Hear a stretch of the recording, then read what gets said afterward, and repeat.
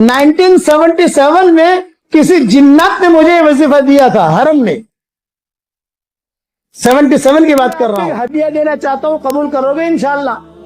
देखो आज जुमा का दिन है, जुमा की नमाज के बाद, सुन्नतों के बाद, नफलों के बाद अगर कोई आदमी 7 मरतबा सूरह इखलास पढ़ ले और 7 मरतबा सूरह फलक पढ़ ले और 7 मरतबा सूरह नास पढ़ ले तो अगले जुमा तक अल्लाह ताला हर बुराई से उसको बचा लेगा।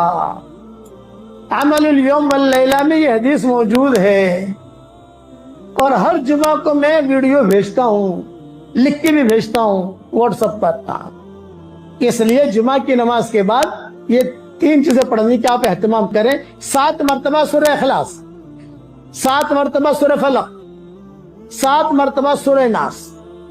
1977 में किसी जिन्नात ने मुझे वजीफा दिया था हरम में। 77 की बात कर रहा हूं। तो मैंने, मेरे अब्बा ने, हजरत जी ने पूछा मुझे, बड़े भैया क्या कह रहे थे? मैंने कहा ये कह रहे थे। तो अब्बा ने कहा तू पढ़ना लेकिन मजमे में बयान मत करना, तू पढ़ियो तो पता नहीं जिन्नतों का ठिकाना नहीं, क्या कहें क्या ना कहें, हदीस है कि नहीं, मजमे में बयान मत करना। मैंने अब्बा से कहा नहीं करूंगा, लेकिन जब किताबें पढ़नी शुरू की, किताबें लिखनी शुरू की, ये हदीस मिली तो फिर मैंने मजमे में कहना शुरू कर दिया।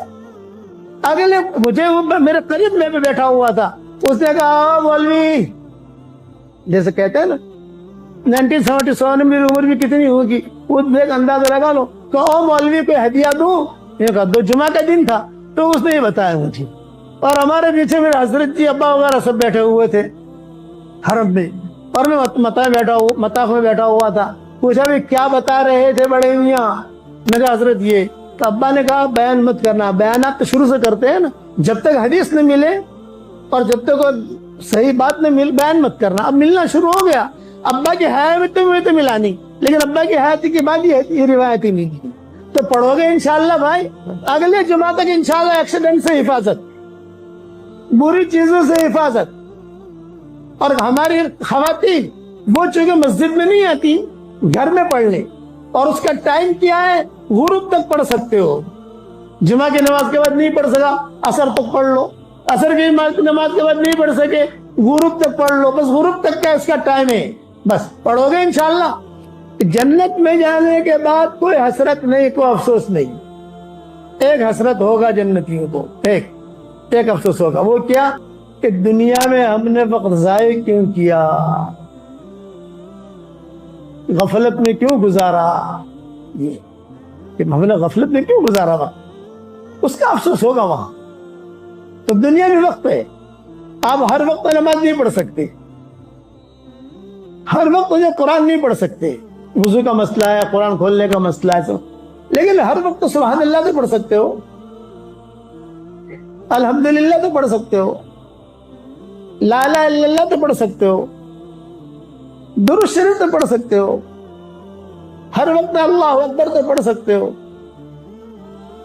हर आदमी जिक्र करता रहे, गफलत में न रहे। और करीब है, हमसे गुनाह हो गए। मेरे वालिद साहब रहमतुल्लाह अलैह फरमाते थे कि हम फरिश्ते नहीं है कि हमसे गुनाह न हो, और हम शैतान भी नहीं है कि हम तौबा न करें। हम तो इंसान है, गुनाह होंगे तो गुनाहों का माफी का दरवाजा अल्लाह ने खोल दिया।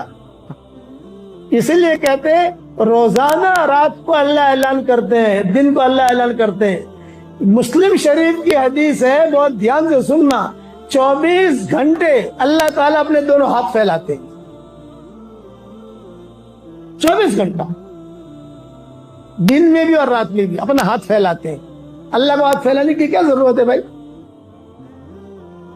हम उसके सामने हाथ फैलाएंगे। लेकिन सही मुस्लिम शरीफ में हवाला इसलिए दे रहा हूं ताकि आपको हदीस की सेहत का पता चले।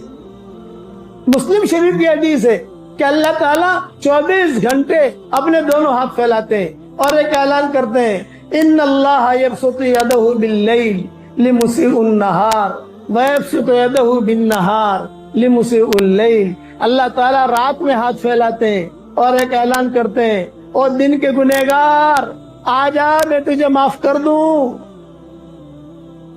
پھر اللہ دن میں ہاتھ پھیلاتے ہیں، ابھی اللہ نے ہاتھ پھیلایا ہوا ہے اور کہتے ہیں اور رات کے گنہگار آجا میں تجھے معاف کر دوں۔ دیکھو میری کتابوں میں یہ حدیث ملے گی آپ کو، اور مسلم کا حوالہ مجھے آدمی عام طور سے بڑھاپے میں حوالے بھول جاتا ہے، لیکن یہ کہ میں بار بار یہ حدیث بیان کرتا ہوں تو اس کا حوالہ بھی یاد رکھتا ہوں کہ مسلم شریف کی حدیث سے 24 گھنٹہ آپ تھوڑا سا تنہائی میں بیٹھ کر سوچو یار 24 گھنٹہ اللہ ہاتھ پھیلاتے ہیں میرے لیے، آپ کو پیار آئے گا اللہ سے اور پھر آپ معافی مانگو گے۔